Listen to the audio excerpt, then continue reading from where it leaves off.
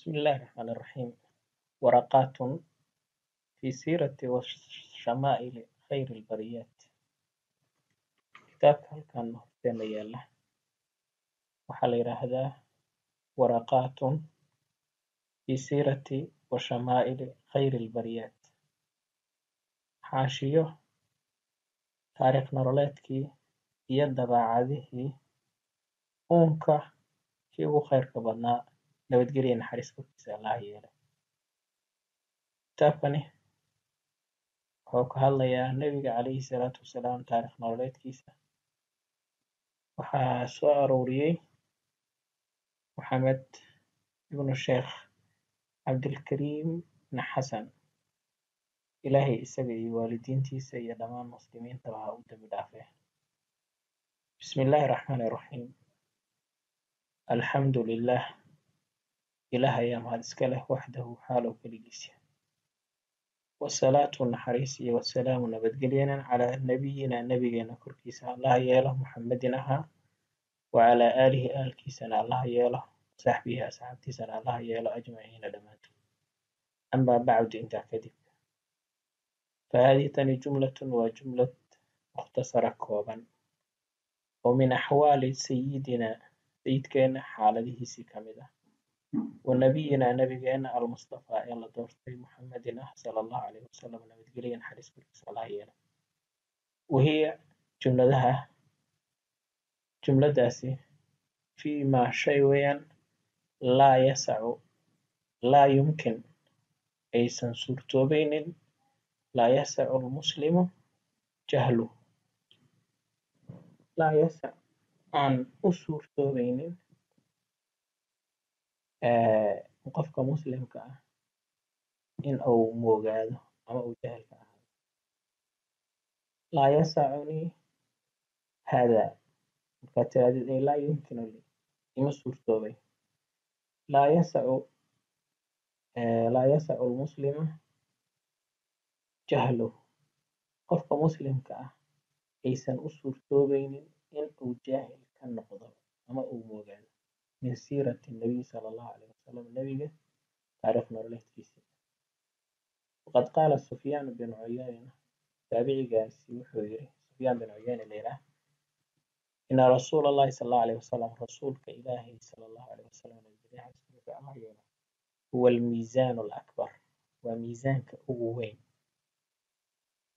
miisaanka ugu weyn ee wax la saaro waya nabiga calayhi salaatu wasalaam. ficil kastoo la sameynayo barta lagu miisaamo la saarayo kafada la rabo in wax lagu kala miisaamo waa nabiga calayhi salaatu wasalaam. facalayhi nabiga dushiisa ayaa tucradu lashyaa arrimaha ama waxyaalaha lagu soo bandhigaa. tucradu lashyaa waxyaabaha waxaa lagu soo bandhigaa nabiga calayhi salaatu wasalaam ayaa lagu soo bandhigaa. calaa khuluqihi nabiga dabeecadihiisa ayaa lagu soo bandhigaa. wasiiratihi iyo taariikh nololeedkiisa. wahadyihi hanuunkiisa.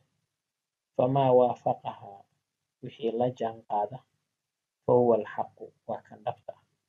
wixii la jaan qaado oo raaca nabiga calayhi salaatu wasalaam dabeecadihiisii siiradiisii hanuunkiisii waa kan dhabta ah.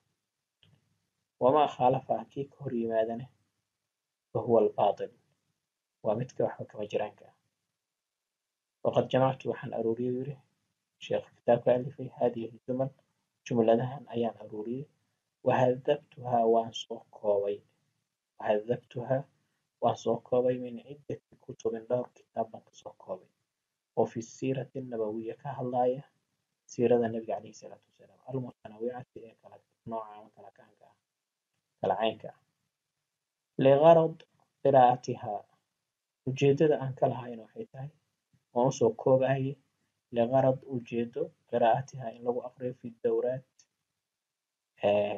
tababarada alcilmiyati ee aqooneed tababarada cilmiga ee la sameynayo. wa tadriisihaa iyo in lagu dhigo fi madaaris dugsiyada alqur'aani alkariim qur'aanka kariimka ah. jamactuhaa waxaan ku aruuriyey fi madiinati rasuul alxabiib rasuulka xabiibka ah sala allahu calayhi wasalam magaaladiisa ayaan ku aruuriyey. وأسأل الله إلهي waxaan weydiinayaa an yanfaca biha inuu ku anfaco qaari'aha qofka akhrinaya wasaamicaha saamiceeda wajaamicaha iyo midka arooriya intaba inuu ku anfaco wajacaltuha calaa 5 aqsaamin wuxuu yidhi waxaan ka dhigay 5 qaybood القسم الأول قيبta koowaad waxaan ugu magac daray maa yatacallaq بأحواaله الشخصية maa yatacallaq wax ku saabsan بأحواaله xaaladihiisa الشخصية ee shakhsiga ah xaaladihiisa shakhsiga ah صلى الله عليه وسلم وفيهi waxaana ku jira xaaladaha shakhsiga waxaa ka mid ah ismuhu magaciisa وكنيته koofartiisa magaca abuu ama la raaciyo ama ibniga la raaciyo ayaa kunyada ah wanisbatuhu abtirsigiisa wamaraadichu kuwa nuujiyey cidda nuujisay kuwa nuujiyey dadka ay yihiin sala allahu alay wasalam waman kafalahu sala allahu alay wasalam cidda kafaalo qaaday oo nebiga yaa xilkiisa qaaday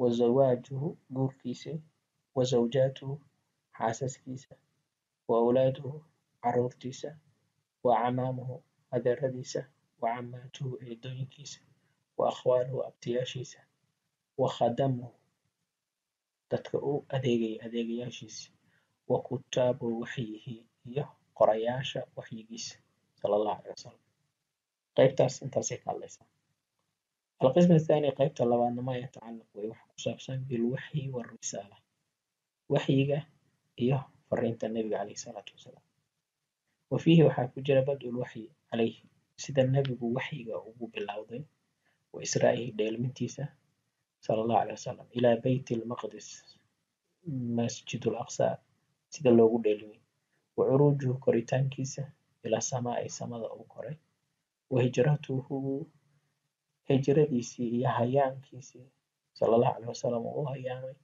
ila almadiinati magaalada madiina wa ahamu maa jara iyo wixii ka dhacay kuwa ugu muhiimsanaa oo min atashriicaati sharci dejin ah fi lmadiinati magaalada madiina markuu tegay uma markaas kadib wafaatuhu iyo nebiga oofsashadiisa